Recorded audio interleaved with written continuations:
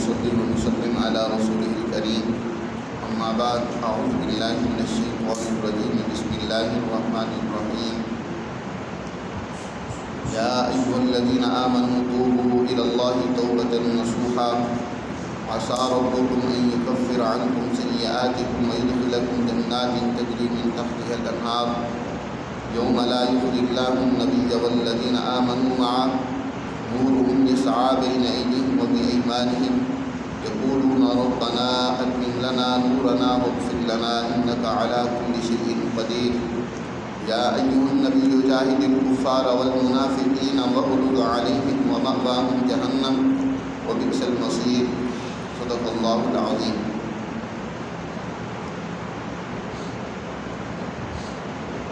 اس آیت مبارکہ پر کل گزشتہ بھی درس میں بات کی تھی۔ اللہ سبحانہ و تعالی نے ایمان والی جماعت کو حکم دیا ہے کہ وہ اللہ کی طرف پورے سچائی اور خلوص کے ساتھ رجوع کریں اور توبہ کریں۔ یہ عمل توبہ کا انسانی زندگی میں ہونے والی خطائیں اور لغزشیں محو کرنے کا باعث اور سبب بنتا ہے۔ توبہ بہت بڑا عمل ہے۔ انسانی زندگی میں خطائیں اور غلطیاں یقیناً ہوتی رہتی ہیں۔ انفرادی غلطیاں ہوں تو انفرادی توبہ ضروری ہے، اور اگر اجتماعی غلطیاں ہوں تو اجتماعی طور پر توبہ کریں۔ توبہ کی جو شرائط ہیں ان میں سے شرط اول یہ ہے کہ جو غلطی اس نے کی ہے اس پر اس کو ندامت ہو، اس پر اللہ سے معافی مانگے، شرمندگی ہو کہ یہ میں نے غلط کام کیا۔ اجتماعی طور پر جو غلطیاں کی ہیں ان پر شرمندگی، اعتراف ہو اپنی غلطی اور قصور کا، اور آئندہ نہ کرنے کا پکا عزم ہو۔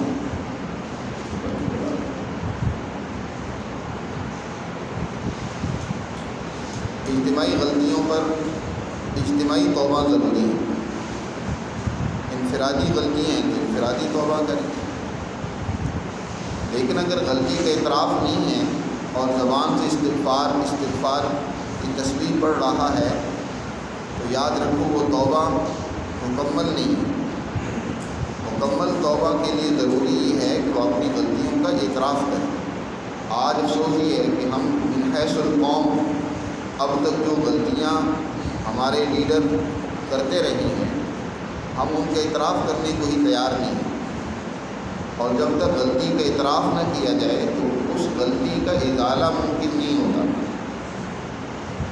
غلطی کو دور کرنا وہ اسی وقت ممکن اور ضروری ہے جب انسان اس غلطی کو سمجھ رہا ہو، اس کا اعتراف کر رہا ہو، اس پر ندامت اور شرمندگی۔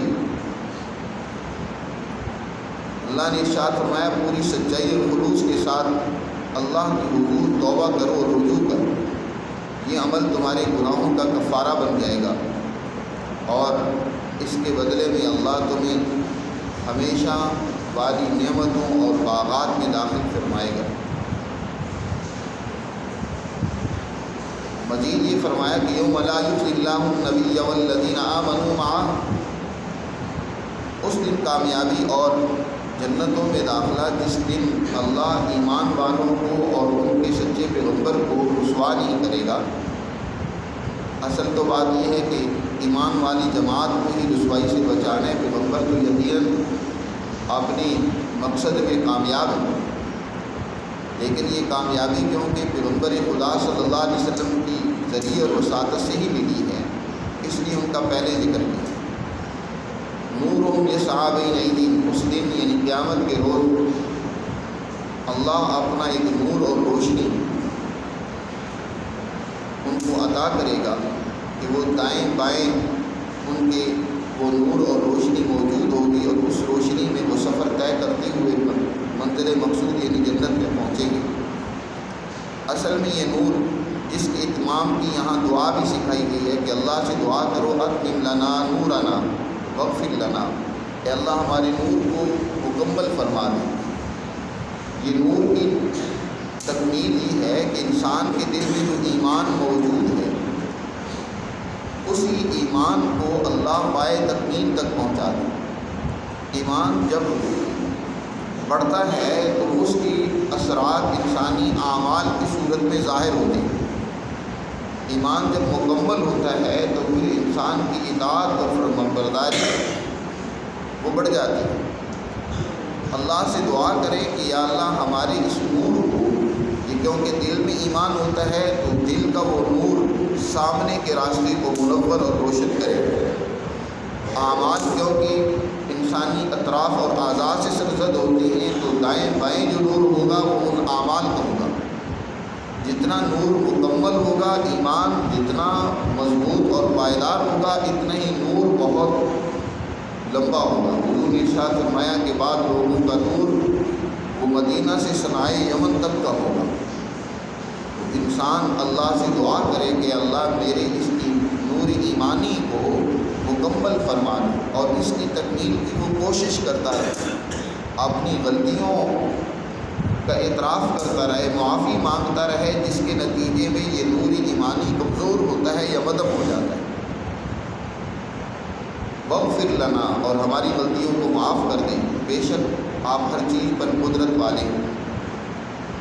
آگے نبی پاک صلی اللہ علیہ وسلم کو ایک خاص حکم دیا گیا ہے، اور یہ حکم یہ آیت بعینہ سورہ توبہ میں بھی بیان ہے۔ وہ ہے یا ایھا النبی جاہد الکفار والمنافقین واغلظ علیہم ومأواہم جہنم وبئس المصیر۔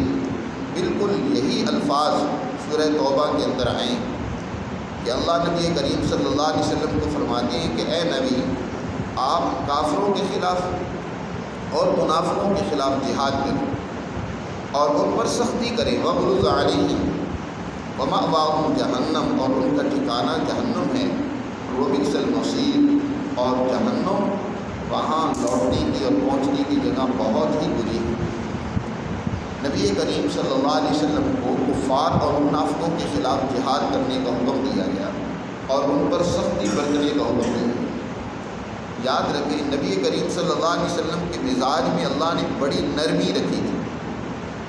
قرآن میں خود دوسری جگہ پر فرمایا فَبِمَا رَحْمَةٍ مِّنَ اللَّهِ لِنتَ لَهُمْ وَلَوْ كُنتَ فَظًّا غَلِيظَ الْقَلْبِ لَانفَضُّوا مِنْ حَوْلِكَ۔ یہ اللہ کی بڑی مہربانی ہے کہ آپ بہت ہی نرم مزاج ہیں۔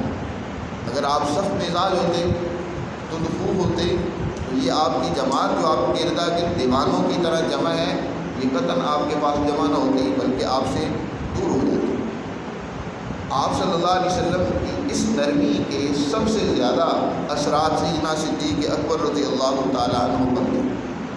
اس نے فرمایا ارحم امتی بامتی ابو بکر، میری امت میں سے سب سے زیادہ رحیم و شفیق وہ ابو بکر ہیں۔ تو حضور کیونکہ بہت نرم مزاج تھے، بہت ساری غلطیوں سے درگزر کرتے تھے۔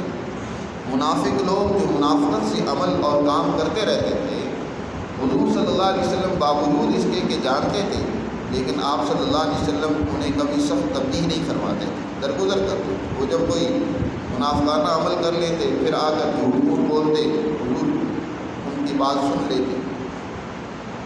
جیسے حضرت عیسیٰ علیہ السلام کے بارے میں آتا ہے کہ انہوں نے ایک چور کو پکڑا تو کہا کہ تو چوری کرتا ہے؟ وہ قسم کھا کے کہنے لگا واللہ ما سرقت، اللہ کی قسم میں نے چوری نہیں کی۔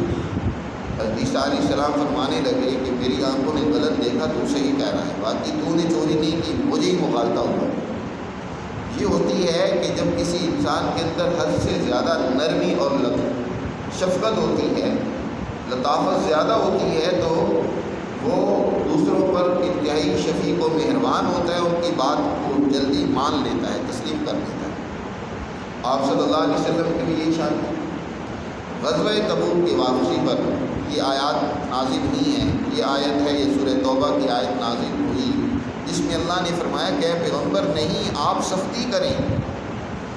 عام لوگوں کو تو حکم یہ دیا جاتا ہے کہ آپ تحمل اور بردباری سے کام لیں، لیکن آپ صلی اللہ علیہ وسلم نے کیونکہ تحمل، بردباری اور نرمی بہت زیادہ تھی، اس لیے فرمایا کہ آپ سختی سے کام لیں۔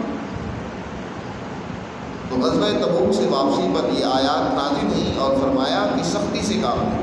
چنانچہ جو شر پسند عناصر ہوتے ہیں ان کے ساتھ بسا اوقات نرمی پیدا کرنا یا نرمی اختیار کرنا ان کے فساد میں معاون بن جانا ہوتا ہے، وہ فساد میں اور آگے بڑھ جاتے ہیں۔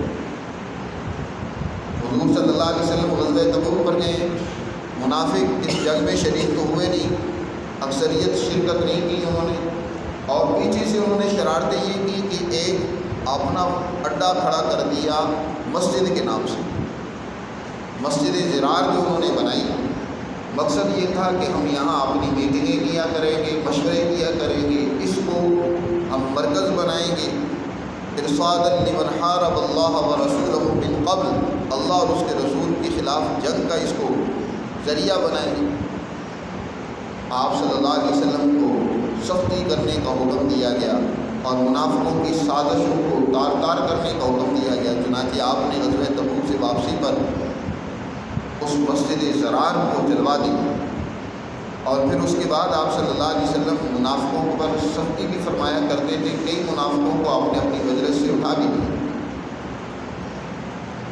قتال کا تو حکم نہیں ہے اس آیت مبارکہ میں، کیونکہ منافقوں کے خلاف آپ نے زندگی بھر کبھی قتال نہیں کیا، جنگ نہیں کی، لیکن جہاد کا حکم ہے۔ جہاد کا مطلب یہ ہے کہ ایسی قانون سازی کی جائے، ایسا نظم بنایا جائے، ایسا رویہ اختیار کیا جائے کہ منافق آدمی آہستہ آہستہ خود بخود ہی دور ہوتا چلا جائے، اور مسلمانوں کے اندر جو گھس کر انہیں نقصان پہنچانے کی کوشش کر رہے تھے وہ اس میں ناکام ہو گئے۔